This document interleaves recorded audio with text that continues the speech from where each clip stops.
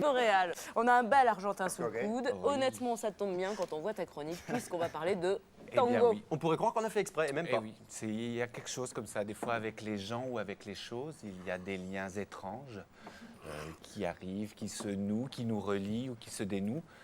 Masculin, féminin, singulier, pluriel. Le tango est de celle-ci, le tango est de cela. Et ça commence à Buenos Aires vers 1880. Les émigrants arrivent de partout. Alors, Espagne, Italie, Allemagne, Pologne, ce sont souvent des hommes solitaires, des paysans aussi de toute l'Amérique du Sud. Ils affluent dans la capitale argentine, qui est alors composée d'hommes à 70%. Tu te rends compte, Christophe, à cette époque? C'est incroyable. Ma faute. Donc, c'est vrai que si c'était 70 comme lui, moi je... Avec du flamenco obsédant, du xango africain, du candombe dansé par les Noirs, de la milonga très nuancée argentine, de la habanera cubaine. Et tous ces modes de vie, ces traditions musicales se mélangent dans une espèce de fusion-danse qui donne le tango, qui est une danse fusionnelle. Mais ce qu'on ignore totalement au départ, c'est que le tango est dansé entre hommes au départ, dans des bordels, dans des maisons closes, donc entre garçons.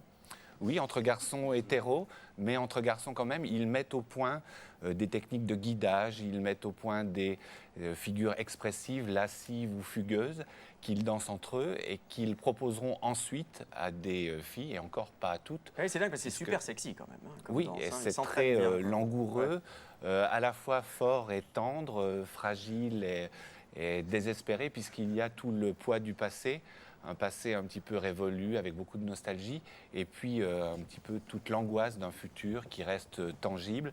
Alors le pape Pie X, lui, à l'époque, interdit le tango.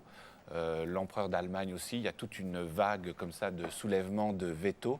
Et les premières filles finalement à glisser dans ces chaloupés canailles, eh bien, ce sont les beautés des trottoirs et des cabarets argentins.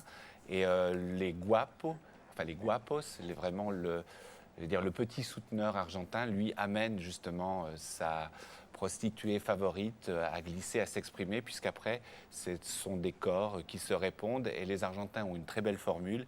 Ils disent « Le tango dit avec les pieds ce que le cœur entend ». Et le tango, qui est une sorte de métaphore sexuelle, du coup, s'acoquine au début 1910-1912 avec Paris. Il y a une fusion avec cette ville, une fusion étrange qui ne s'est jamais produite avec aucune autre grande capitale. Et en 1913, il y a une apogée de cette tangomania. Alors il y a des tangos, des thés tango, des champagnes tango, des matinées tango, des conférences tango. Il y a aussi des canapés, des chaussures, des trinques. Et il y a aussi un fameux cocktail, grenadine bière, qu'on appelle tango, qui valse encore aujourd'hui dans les cafés, qui date de l'époque. Et en 1928, Carlos Gardel, la voix argentine du tango, vient à Paris, fait forte impression. À un moment, il hésite, il reste beaucoup dans la capitale. Et puis en 1935, son avion explose au décollage de Bogota, deuil international. Et là, stupeur, son identité révèle, son testament révèle une identité française. Charles Romuald Gardès, qui était né à Toulouse en 1890, émigré en Argentine avec sa mère sans le sou à l'âge de 3 ans. Et là, du coup, on comprend mieux, parce que finalement, certains de ces tangos prennent une autre coloration. En fait, il ne les interprétait pas, il les vivait, il les voyait avec sa voix, il les dansait avec lui-même, un peu comme les premiers tangueros qui dansaient entre eux. Et tout ça avec un souvenir ou une attente de l'amour qui là-bas se dit à mort, avec ce jeu de mots un petit peu étonnant. Alors aujourd'hui, dans le petit cimetière de Chacaritas, il y a sa statue avec dans la main droite une cigarette éternellement fumante que les passants renouvellent un à un. Et c'est peut-être ça aussi, je crois, le tango argentin. Bravo Brigitte. Qu'est-ce que ça me fait? Je voulais juste...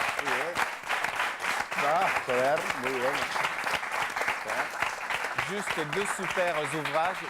Toutes les photos que vous avez vues d'Isabelle Munoz, qui est extraordinaire, qui est dans cet ouvrage, et aussi Nardo Zalco, merci à Patrick Thévenin qui m'a fait découvrir ce bouquin qui est vraiment une bible et tout ce que vous pouvez savoir sur le tango, qui est une danse mais aussi une aventure Un siècle fantastique. de tango. Tu sais danser le tango, toi, Brigitte? Fastoche.